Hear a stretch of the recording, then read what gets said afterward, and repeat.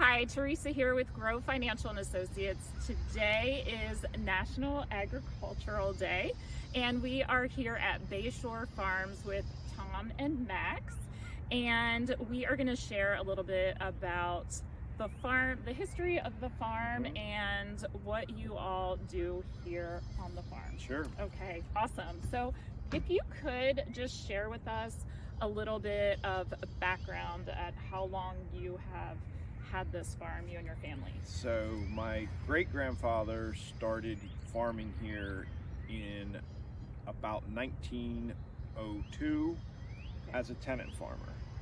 So he farmed into the late teens of 1918 or thereabouts, and then my grandfather at a very young age took over because of the health of my great-grandfather. He was not able to continue.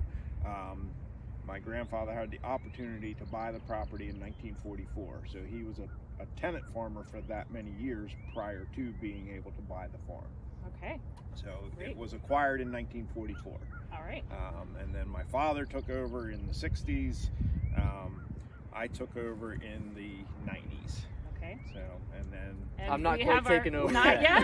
Not yet. I see a future here. I Yeah, love that. so it just has kind of gone through the generations. you're looking at 4 and the I'm 5th fifth. generation. That is great. Now the farm obviously has changed in those years from a kind of a gentleman's farm where they had all the different animals, the pigs, the horses, chickens, goats, they had kind of everything. And then my grandfather kind of spearheaded it into a dairy farm, and that's what this was for a long time.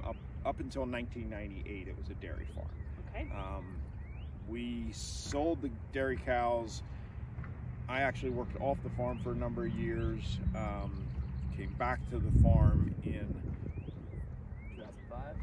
about that, and started Baseshore Farm Market, which Okay. we now operate not year-round. We do close down over the winter after Christmas tree season, start back up in the spring with spring flowers, hanging baskets, that sort of thing, Okay. which is just a few weeks away. Yes. Um, So excited for that. We are excited as well because this year we have major overhaul to our market, which is ongoing right now, and when that is finished, Yeah.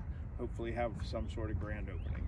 That's so exciting, and we'll have to keep everybody in the loop of that because Absolutely. that's really neat that you're growing. So Well, that it's is just a getting really neat prepared for the 5th generation to run with it and kind of take over. Yeah. It's How going do to you be a feel? beautiful market. Yeah, so Yeah. exciting, so exciting. It's I really remember cool. my first visit here a couple years ago, and I had just asked you so many questions about what you do here and about all of the produce and things that you have available, and you were just a wealth of knowledge. So it was wonderful. It was just like an educational experience as well. When you which grow I up think- with it and have it day in, day out, you kind of have to know what you're talking about. Mhm. And so it's been fun watching the process kind of evolve. And Yeah. there's no cows here anymore. No, so no. it's fun watching new life get put into the barn, and it's going to be quite the showcase of a building to be able to sell items out Cannot of. wait. Cannot Yeah. wait.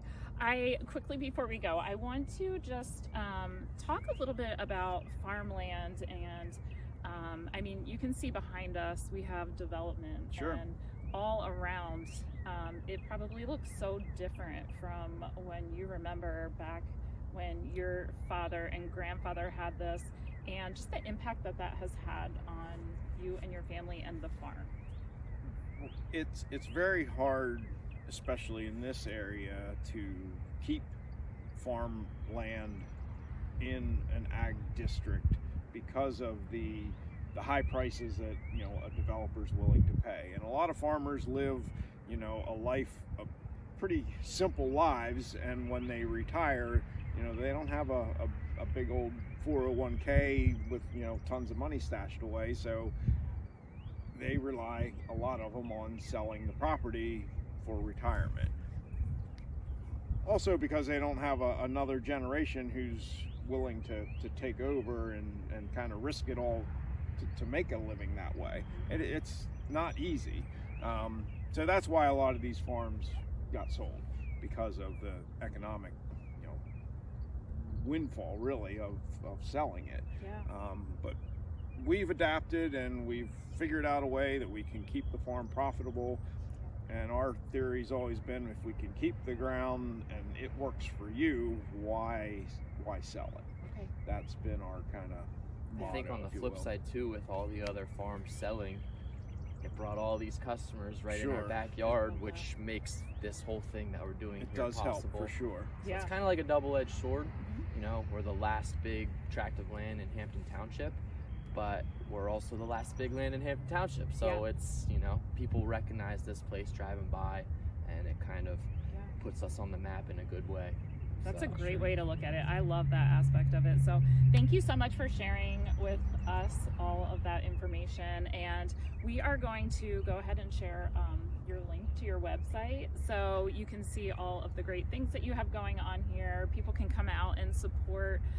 We highly encourage you to support your local farmers, shop local, and just thank you so much for everything that you do. We appreciate it. BaseshoreFarm.com, Yes. Facebook, Instagram. Love it.